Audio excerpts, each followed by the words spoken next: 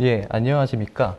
앞서 발표하신 김지훈 이사님에 이어 실제 사례를 통한 RPA 활용과 시사점 발표를 맡은 파워젠 임정빈입니다. 본 세션에 참석해주신 분들께 감사의 인사를 드리며 유익한 시간이 되셨으면 합니다. 네, 그럼 진행해 보도록 하겠습니다.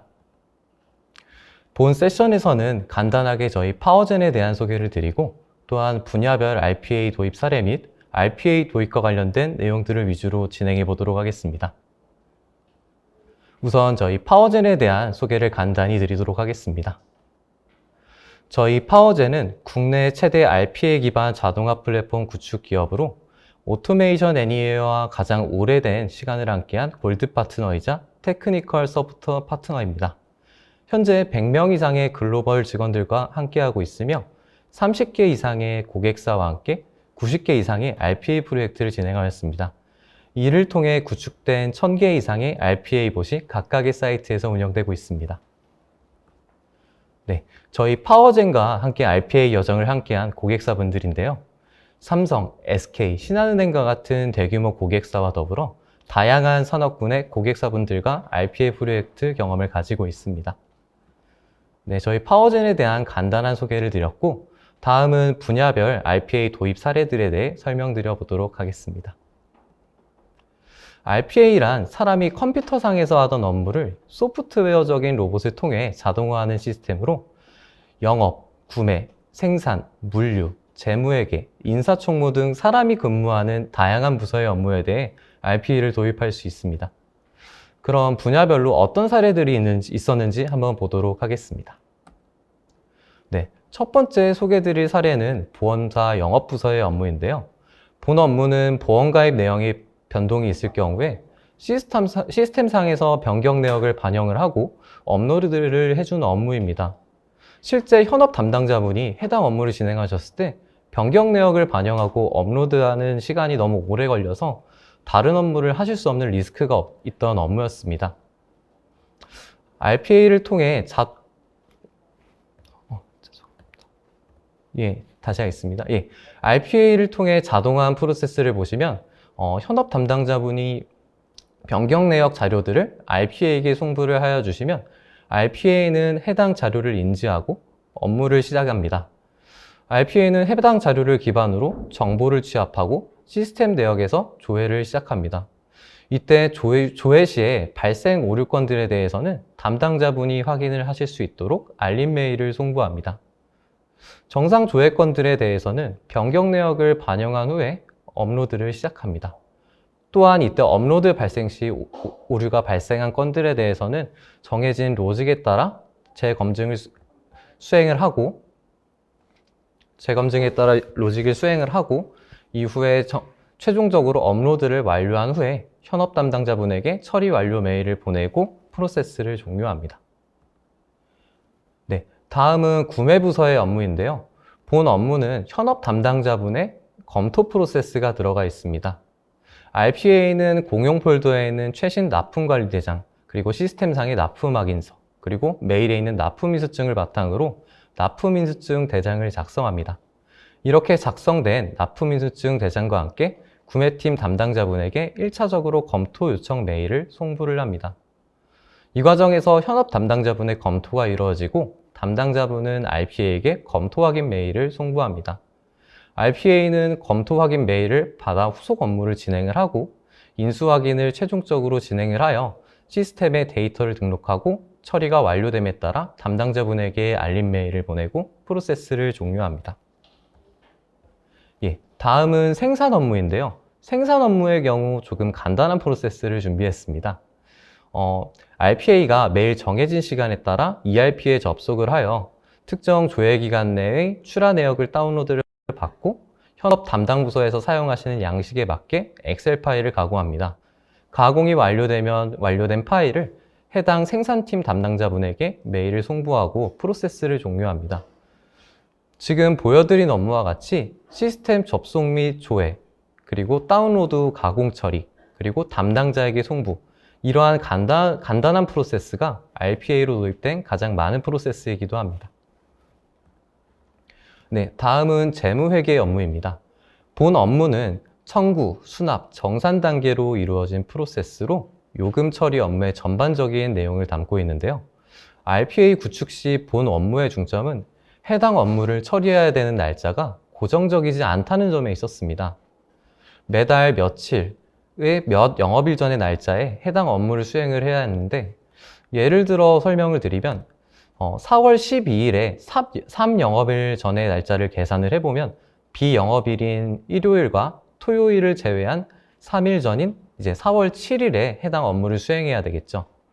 이런 가변적인 날짜에 업무를 수행할 수 있도록 저희 파워젠은 대한민국의 공휴일, 윤년, 윤달 등을 직접 반영해 자동으로 날짜를 계산해주는 프로그램을 RPA로 구현하여 해당 업무에 반영하였습니다. 그 결과 재무회계 부서의 이제 현업 담당자분들께서는 RPA가 반환해주는 오류건들의 내역에서만 직접 처리를 해주시고, 이 해당 업무의 전체적인 내용 자체는 RPA가 처리하도록 자동화가 완료되었습니다. 네, 다음은 인사총무부서의 업무인데요. 고객사의 휴복직자에 대한 데이터를 이용해 국민건강보험 사이트에 접속해서 자격신고 처리를 하는 업무였습니다.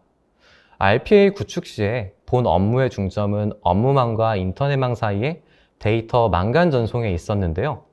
보통 엄격한 보안 통제하에 있는 업무망 내에서는 이 외부 인터넷망인 국민건강보험 사이트에 접속을 할 수가 없었기 때문에 RPA가 휴복직자 리스트 파일을 담당자로부터 수신한 후에 직접 업무망에서 인터넷망으로 전송을 한 후에 인터넷망에서 후속 작업을 수행하도록 구현되었습니다.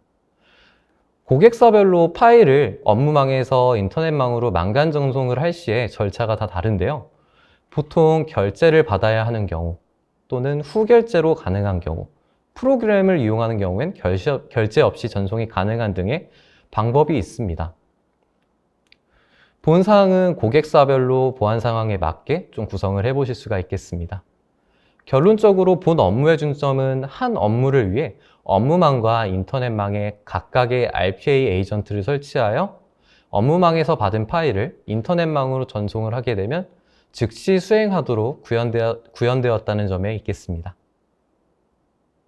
네, 다음은 실패한 RPA 도입 업무의 성공 전환 케이스를 하나 설명해 드리도록 하겠습니다. 본 업무는 국내 유틸리티 기업의 도입 사례인데요. 시공사 측의 업무 담당자분께서 전용 사이트에 접속을 해 시공 관련 자료를 요청하면 RPA는 해당 사이트에서 요청된 정보들을 바탕으로 ERP에서 시공 관련 자료들을 다운로드받아 전용 사이트에 해당 자료를 업로드하게 됩니다. 이제 업로드가 완료가 되면 시공사 측 업무 담당자께서 파일을 다운로드하여 열람하시겠죠. 프로세스만 봐서는 크게 문제가 없는 것으로 느껴지실 수 있습니다.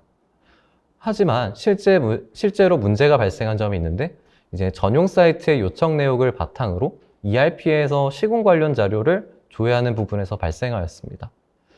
ERP에서 정보를 조회하는데 주요 키 데이터가 주소와 세부 항목을 이용하게 되어 있었는데, 이 정보들을 접수자가 수기로 입력하게 되어 있었습니다. 입력 방식이 수기에 기반하다 보니 RPA를 통한 자연어 처리만으론 너무 다양한 사항들의 예외 케이스들이 발생하였습니다. 예를 들면 입력 누락, 띄어쓰기, 오타 등의 문제가 있다던가 주소 입력 시 호수가 맞지 않는 등의 문제가 발생하였습니다. 또한 주소 부분에도 큰 문제가 있었는데요. 접수 사이트에는 구주소로 등록이 되어 있는데 ERP상에는 신주소로 등록이 되어 있어 ERP에서 조회 시 주소가 일치하지 않는 케이스들이 발생했습니다. 그래서 본 자동화 업무를 오픈하고 실제로 RPA가 업무 수행에 성공하는 건들은 전체 건수의 10%를 넘기가 힘들었습니다. 자동화 구현을 위해 노력했던 개발자와 담당자의 수고에 비해 너무 저조한 수치였죠. 하지만 본 업무는 담당자 8명이 매일 2시간에서 3시간 이상씩 하는 업무로 꼭 자동화 효과를 높여야 한다는 기업 담당자분의 강력한 의지가 있으셨습니다. 그래서 다음과 같이 프로세스 개선을 진행하였는데요. 첫 번째로 RPA 자동화를 위해 열람문서 요청 접수 사이트를 개편하는 것이었습니다. 필요 정보를 수기로 입력하는 방식이 아닌 필수 정보를 ERP와 연계하여 선택하는 방식으로 변경을 하였습니다. 정보의 조회 시 필요한 키값을 또한 주소가 아닌 해당 주소의 유니크한 ID 값으로 조회가 가능하게 변경하였습니다. 또한 RPA 담당자는 업무 프로세스 개선에 참여하여 변경된 유니크한 ID 값으로 해당 정보를 조회할 수 있도록 RPA 프로그램의 로직을 변경하였습니다. 이렇게 프로세스 개선이 이루어진 결과 1일 RPA 성공 처리건이 평균 10건에서 190건으로 증가를 하였고 다음날 또는 당일 내에 업무 처리가 진행이 되어 고객 만족도 또한 크게 상승하였습니다. 이렇게 업무 처리가 빠르게 됨에 따라 시공사 담당자분들 또한 요청 건수 자체도 증가하였습니다. 결과적으로 이제 현업부서의 담당자분들도 전체적인 업무 부담에 감소하게 되었죠. 해당 사례는 성공적인 디지털 트랜스포메이션을 위해 단순히 RPA만이 아닌 RPA가 사용하는 시스템, 업무 처리 방식 등 다양한 변환을 시도해 성공 전환을 한 부분에 큰 의미가 있었습니다. 네, 지금까지 분야별 RPA 도입 사례에 대한 설명을 드렸고 아직 RPA를 도입하지 않으신 고객사분들을 위해 좀 더 RPA 도입과 관련된 이야기를 간단히 해보도록 하겠습니다. 많은 고객사분들이 RPA 도입과 확산을 어떻게 할지에 대한 고민을 많이 하실 텐데요. 간단한 로드맵을 보여드리도록 하겠습니다. 네, 화면을 보시면 RPA 도입 초기와 확산기가 있습니다. 도입 초기의 중점은 고객사의 RPA에 대한 이해입니다. 그렇기에 첫 도입 프로젝트는 중소규모로 설정을 하셔서 도입 업무로 계산을 하면 적게는 5개, 많게는 12개 정도의 업무를 3개월에서 4개월 정도의 기간 동안 도입을 하시고 이제 각 부서별로는 RPA를 경험해 보실 수 있도록 부서별 1개에서 3개 정도의 업무를 선정하시면 될 것 같습니다.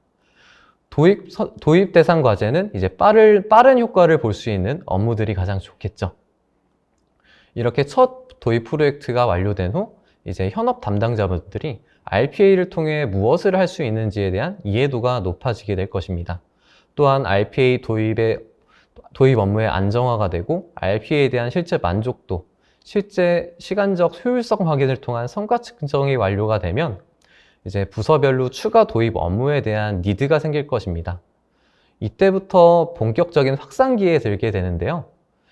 이때부터는 고객사 니드의 방향성에 맞게 보기와 같이 이제 다양한 기능 및 시스템들을 접목시켜 이제 고객사의 개성에 맞는 RPA 확산 모델로 나아가시면 됩니다.